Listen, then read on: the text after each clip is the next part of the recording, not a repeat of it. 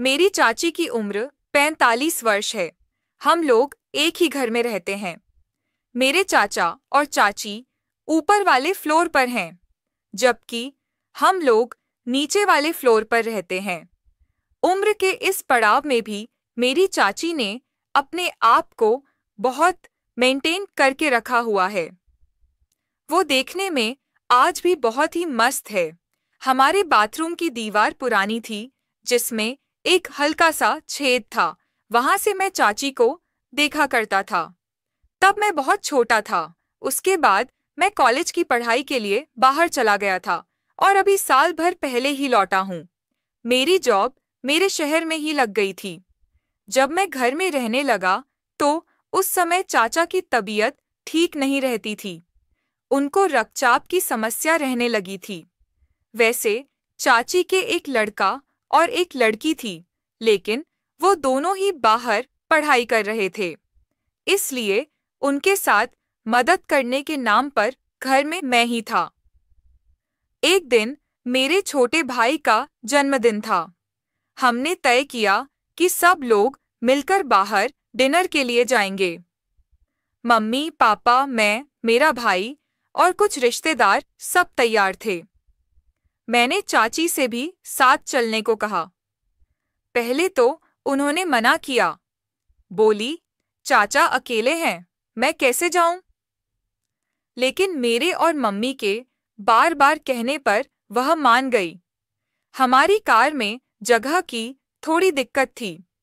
सारी सीटें भर चुकी थी और चाची को बैठने के लिए जगह नहीं मिल रही थी।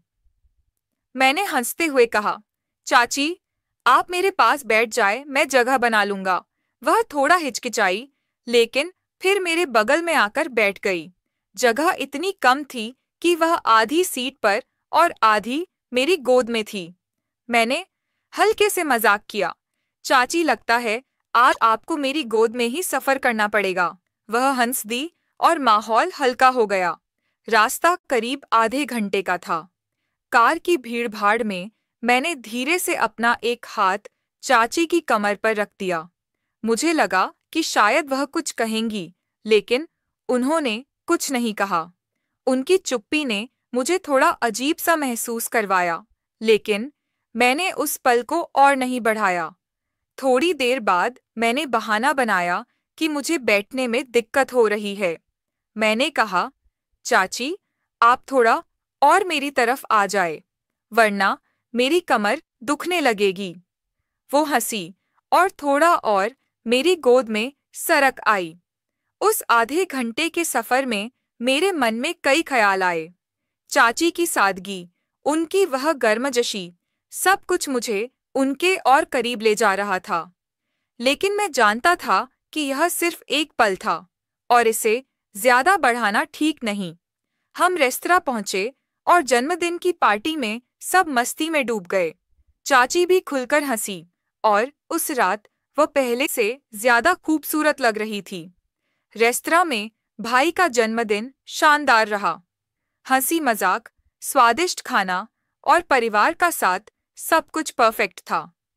चाची उस रात कुछ ज्यादा ही खुश नजर आ रही थी। शायद इतने दिनों बाद वह घर की जिम्मेदारियों से थोड़ा बाहर निकल पाई थी।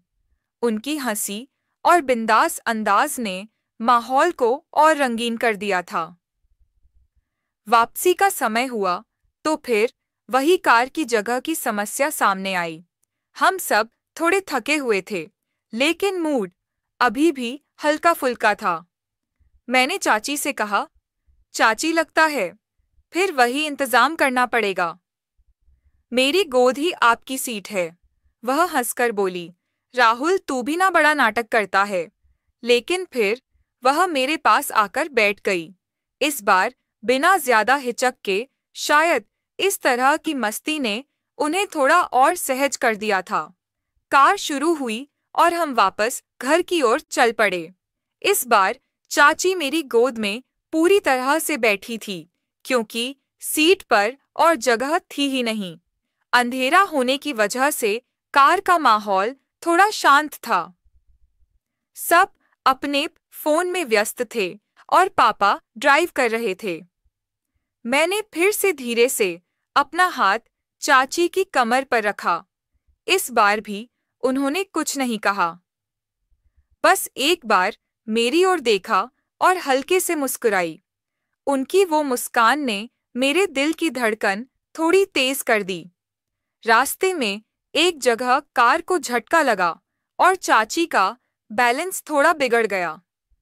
मैंने तुरंत उन्हें संभाला और मजाक में कहा, चाची, आप तो गिरते गिरते बचीं। अच्छा हुआ मैं था, वह हंसकर बोली। हाँ हाँ, तू तो मेरा हीरो है। उनकी इस बात ने माहौल को और हल्का कर दिया। मैंने फिर से बहाना बनाया कि मुझे बैठने में तकलीफ हो रही है और उन्हें थोड़ा और अपनी तरफ खींच लिया। इस बार वो बिना किसी आपत्ति के मेरे और करीब आ गई। सफर के दौरान मेरे मन में कई ख्याल आने लगे। चाची की वह सादगी, उनकी गर्मजोशी और वह इंतहा सा रिश्ता जो हमारे बीच पल रहा था, सब कुछ मुझे उलझन में डाल रहा था। मैं जानता था कि यह पल बस एक सहयोग है और इसे ज्यादा बढ़ाना ठीक नहीं। फिर भी उस आधे घंटे के सफर में कुछ अनकहा सा था जो मेरे दिल को छू गया। जब हम घर पहुंचे तो चाची ने उतरते वक्त मेरी ओर देखा और कहा, राहुल, आज बहुत मजा आया। तूने बुलाया, वरना मैं तो घर में ही रहती। मैंने मुस्कुराकर कहा, चाची, अब तो आपको बार बार बाहर ले जाना पड़ेगा। वो हंस दी और घर की ओर चली गई। उस रात मैं सोचता रहा, क्या यह सिर्फ एक सामान्य पल था या इसमें कुछ और था। लेकिन मैंने अपने मन को समझाया कि चाची मेरे लिए हमेशा एक सम्मानजनक जगह रखती हैं और मुझे उसकी हद में रहना है।